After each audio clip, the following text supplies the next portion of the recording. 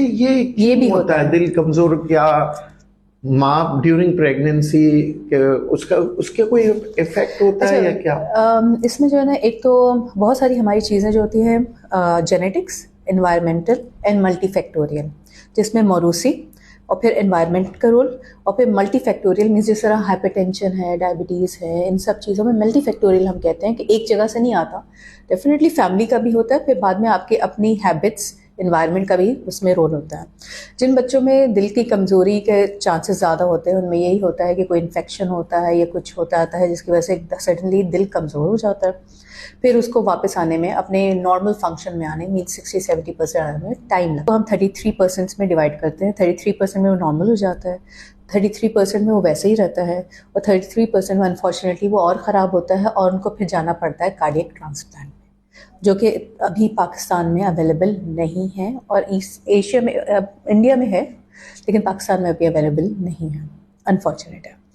इसके अलावा बच्चों में क्या हो सकता है कि हमारे यहाँ बहुत बड़ा नंबर है rheumatic heart disease, means infection है और हार्ट के वाल्व्स को अफेक्ट करता है।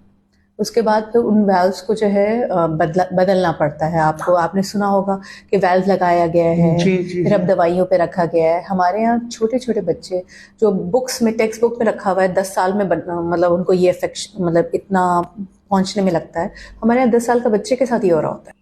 अच्छा, माँ बाप बड़े डर जाते हैं, मगर बाज डॉक्टर्स कहते हैं नहीं जी कोई मसला नहीं है, कुछ अरसे बाद जो है दिल सही हो जाएगा बच्चों का।